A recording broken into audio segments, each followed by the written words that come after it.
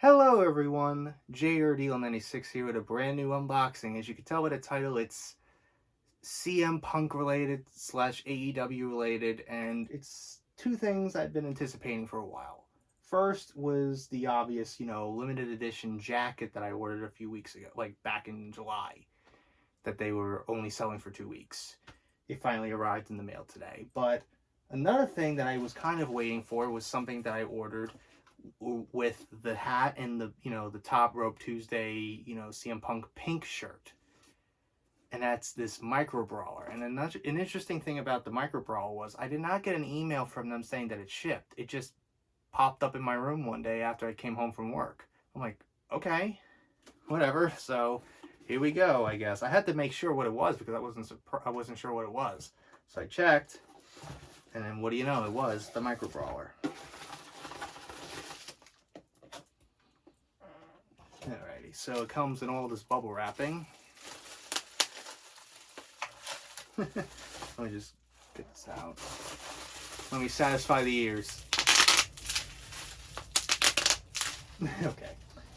Alrighty, so here's an interesting thing about this one. So here it is. It's not the blood variant version of them, because there was this little % chance that you were going to get Punk of CM Punk with that was bloody, because this was his gear from his match at All Out 2022, the infamous one where he went off on the Elite, EVPs, and Colt Cabana.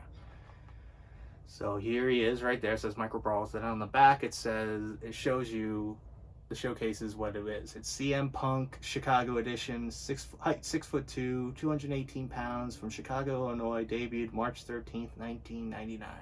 And it's a picture of CM Punk after he won the world title that night, all bloody and everything. Was this before the infamous scrum? I wonder.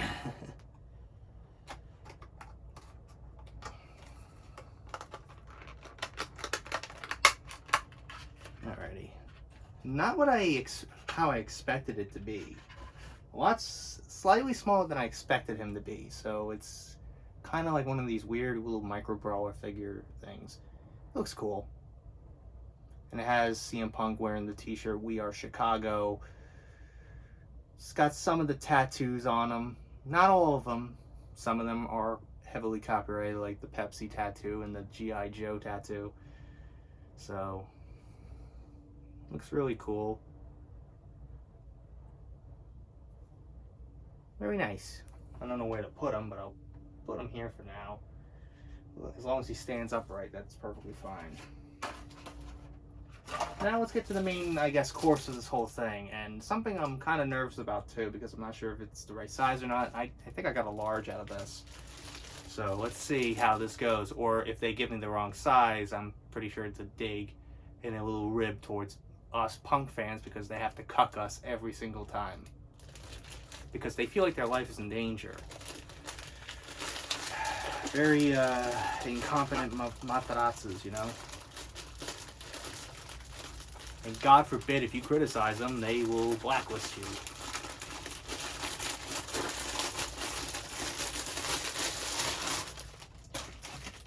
Alrighty, here it is. Not the way it is a large, so it does say L, I guess, for, you know what.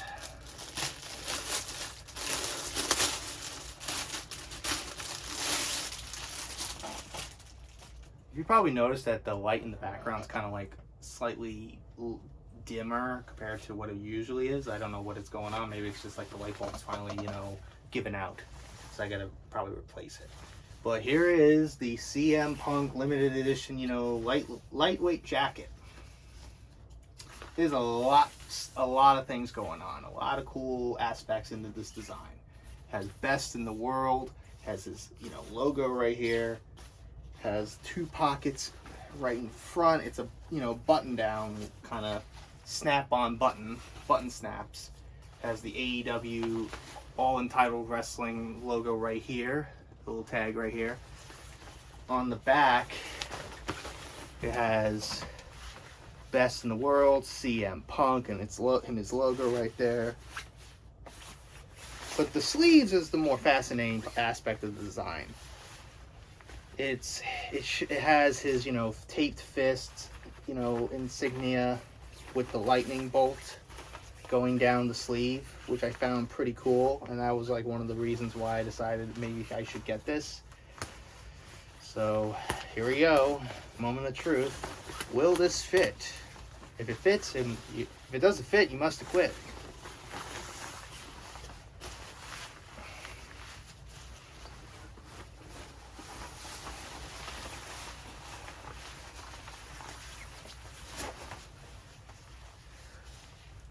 I think it fits. Sure as hell fits. Are you kidding me? I'm glad I got this because I think they had, I remember last year, a hockey jersey kind of thing going on. But again, I'm not the biggest hockey fan by any means.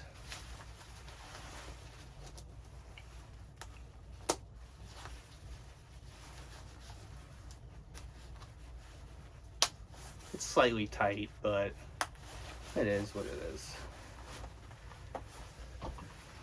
Okay. Look at this. Look at this. So this is what the jacket looks like. Very cool. I do like the aspect here with the, his taped fist insignia right there on the sleeves on both of them. I do like this a lot. Let me just take my hat off for the thumbnail here in question. Okay, now I'm seeing that my lamp is flickering a little bit. Maybe it's haunted. I don't know.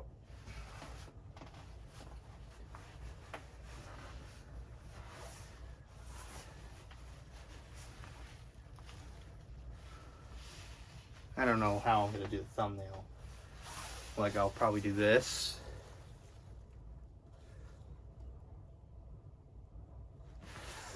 And then I'll do this.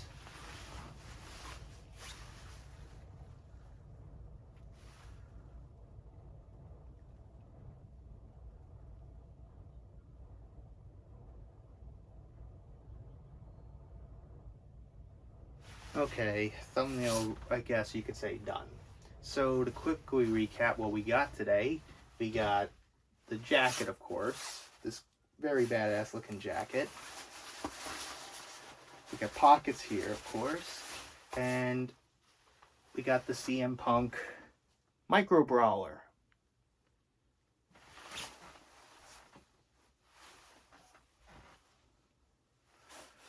I do feel like I am the best in the world now with this jacket on. Now I can wear the gear of an actual star and a box office star instead of wearing the merch of a backyardigan Cucamonga.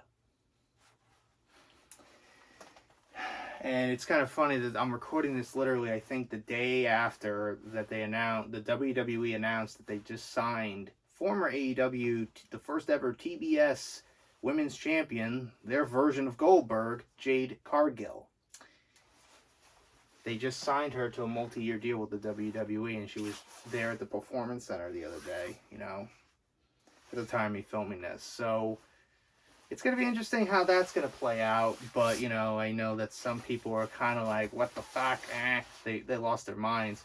But then I saw Kenny Omega tweet something along the lines like, whenever that happens, whenever someone goes from one company to another, we always wish them the best.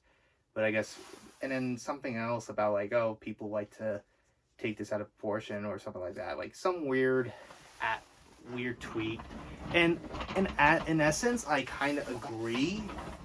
But at the same time, the fan base of AEW has become spoiled brat entitled pricks.